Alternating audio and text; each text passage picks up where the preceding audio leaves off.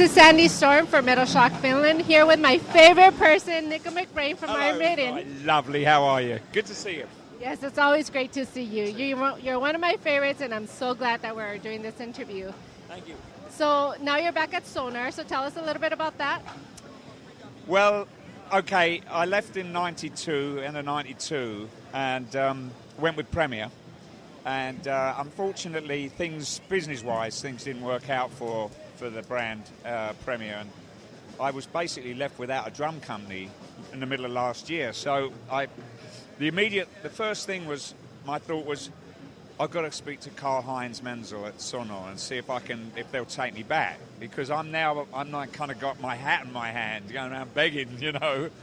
So I called Carl and I told him what had happened, and he said, look, we'd love to have a meeting with you. And I went over in September. I flew over to Europe and took my manager Andy Taylor and I. We went over and spent the night there in Bad Berleburg, and we just talked. It was as though the weirdest thing about it, well, the greatest thing about it was as though I'd never been away. And we're talking over 2 decades, you know. And we sat down and Carl said, well, what do you want? I said, exactly what I had 22 years ago. The same sizes, same wood. I'm using a medium SQ2 shell, the 9-ply beach. But there's something very, very special that they've done for me on this drum kit, which I can't really tell you about, because it's going to be revealed at the first show. And it's an absolutely splendid, spectacular drum set. I think it's probably going to top the Somewhere in Time kit, which was made, and that's 30 years ago that Carl actually made that drum set for me. He basically had hands on building that drum set. So it was wonderful. So I'm really blessed to be able to feel this bond I still have with the brand. And I'm back, and I'm very happy. Very, very happy. I can't wait for the tour. It's going to be fantastic.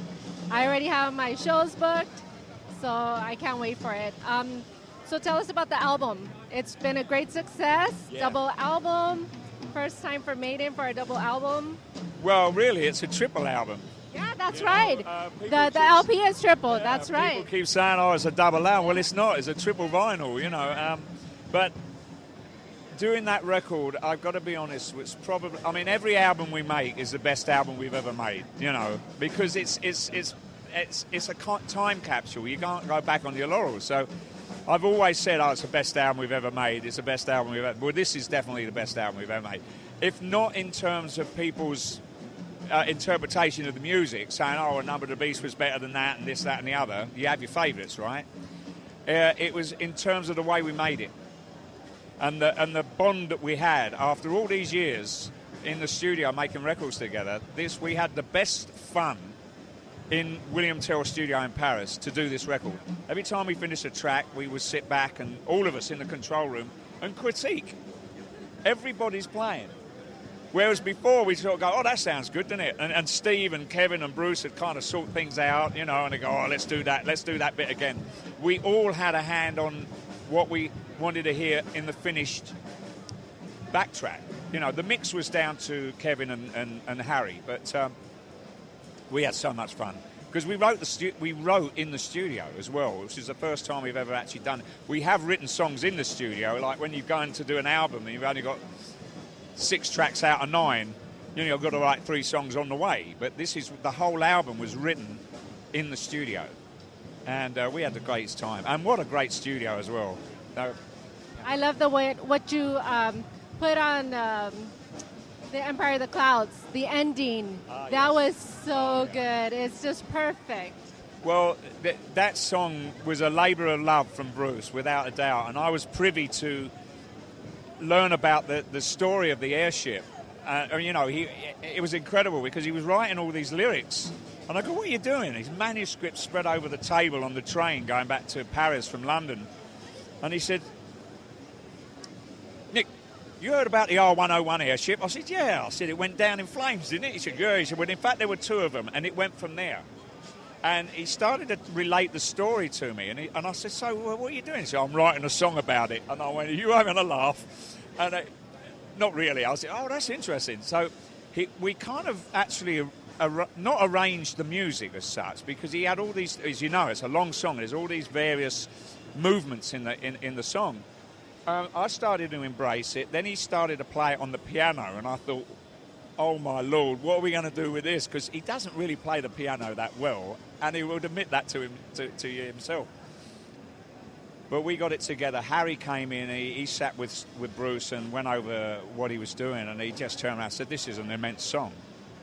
And we decided to record it. And as you know, there's all these there's a section in there that's the Morse code, which is we had to interpret into music, and then there's the big discord stuff, which is represent each piece. It's like a symphony, and each piece has got is related to a story of the airship. It's not just, oh, let's get going. You know, the solo section was when it's a tempest, the storm. And then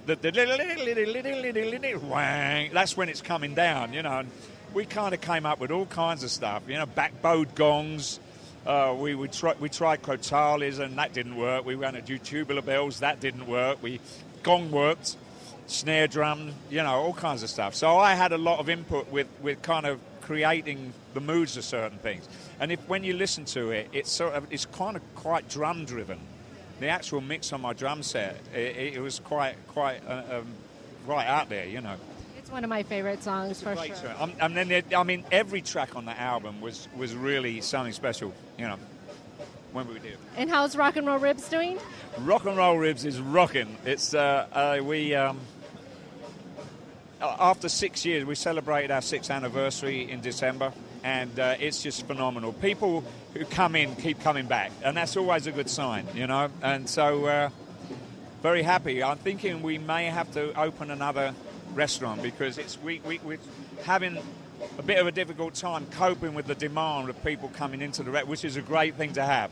Don't get me, but people have to wait to come in now, you know. What about LA? Have you thought about LA? I mean, we would love to have a Rock and Roll Ribs here. Wow. It's so delicious. I've been there, and it's not because it's your restaurant. The food is amazing. Why did you bring that up? It's I'm so hankering a rack good. of ribs right now. Well, yeah, I mean, obviously, you know, with the success of a restaurant, you know, you want to get a chain of them. Ideally, I'd like to have restaurants all over the world, but for people to experience. The problem is getting the ingredients right. You know, I get my ribs from farmland, which is American. You know, and in Europe it's Danish baby backs, and they're a bit more gamey. So I would like to try and, if we do it in America, it's not a problem, because I get my food sourced from Cheney Brothers. So that isn't a problem. They're nationwide, or they can be. So yeah, I think so. LA would be good. It's just finding the right location. And yes, please do, please. You never know. Let's vote. Let's put a vote in, boys and girls. Who wants Rock and Roll Ribs in LA? Well, I've never tried it before. No, it's great. It really is working very well for us. Yeah. Well, thank you so much for your time. I can't wait for the tour. I'm so ready for it, and I'm sure everybody is. Yeah, I got to start rehearsing next week, so. Yeah, you know, I get my new drum kit. I haven't seen my new drum set. I mean, this isn't it, boys and girls. This is it's going to look something like this, but not quite. That's all I can say. So I'm going to actually, Charlie, my drum tech, and we've got Monday morning, just the two of us, before all the guys come. Because I think a few of the guys have got some new equipment they're using. So they'll be tinkering around as well. So we won't actually stick to head and playing, and probably till Tuesday or Wednesday, but we're kicking off next week. Yeah.